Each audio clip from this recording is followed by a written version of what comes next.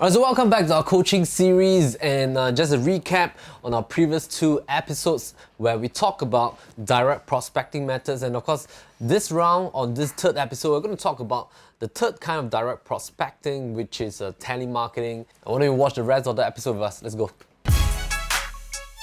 Mindset of a salesperson has become a very passive for the past 11 years. This conference.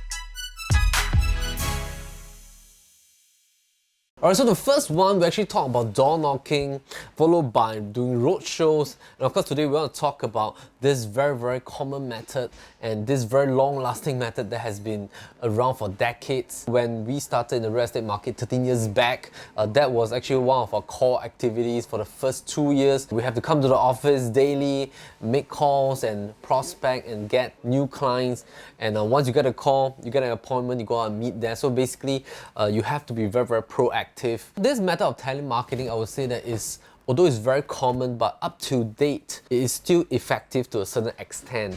Just a recap is that whenever we want to use certain types of lead gen method, the key thing is really your return on investment. That means when you invest your time, your costs, basically to find a new lead, what is the return on investment based on these 3 components? What will be the likely ROI, the likely result? So if you think that the result is going to be very low, the amount of resources, time and costing is going to be very high, then the ROI is having a mismatch in a sense. But if you think the return on investment is potentially going to be quite high with a good amount of so-called resources, time and costing, then your ROI will technically be quite high in a sense. So whether or not telemarketing still works for you, I leave it up to you, because I think telemarketing is a very skill-based kind of prospecting tool, and it demands a lot of so-called discipline. It also demands a lot of what we call, you have to be really thick-skinned in a sense. As a salesperson, the number 1 core thing is that you cannot be afraid of people's opinion about you. So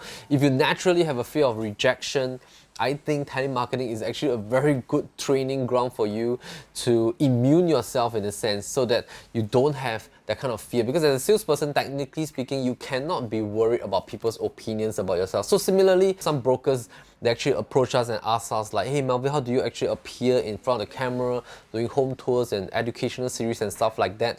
So our general response is that the number 1 thing is you cannot have that kind of fear that you are worried about people's opinions about yourself, because technically speaking, we cannot please everybody in the world. The thing that we need to focus on is really every content out there that you want to put out. I think if you come from a perspective of adding value, you'll be able to then suppress any kind of fear of rejection or people's opinion about yourself. So if you were to do telemarketing, if you come from a point of view whereby you are really going to add value to whoever is on the other side of the phone, then I think you will not fear that much. Number 1 is your mindset has to be correct. If you come from a value-adding position, then I think your fear of rejection will reduce. Let's say I'm thinking from a perspective that the other person on the other side of the call will be able to gain so much great value and information from what I'm about to share, then I don't have to be afraid because I'm really adding value. Number 2, I think it's also important to respect the timing of calling, to respect the value that you're going to add to the person, because times has changed from 10 plus 20 years ago. If you notice, a lot of people, they prefer to text, to WhatsApp,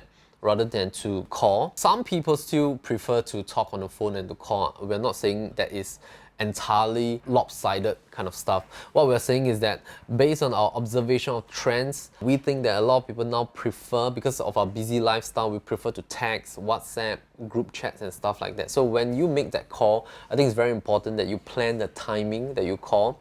Avoid dinner times, but if you were to call and you demand time from them, then that might probably be a bad time in a sense. But of course, some people, they work late, probably while they're traveling home.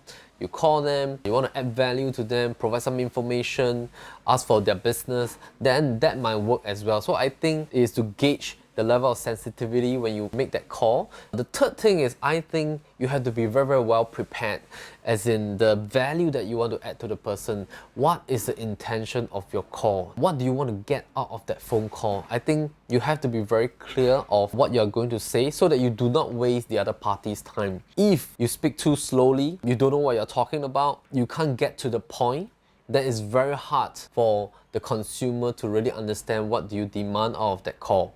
So I think these three components, your mindset, secondly is respect the consumer, third thing is really be very clear about the value that you want to add so that when you pick up the phone, once there's an answer, you can quickly articulate what you want to say. At the same time, hold a conversation well with the person, attract the person to continue to stay on the line with you so that you can actually give more value in a sense. We also notice that it's important to speak a little bit faster, because if you speak too slow, people might get impatient. So try to increase your speaking speed, probably by another 25%. You can also do a trial practice, just film yourself or voice record yourself and try to imagine, if let's say you're the consumer, do you like your tonality?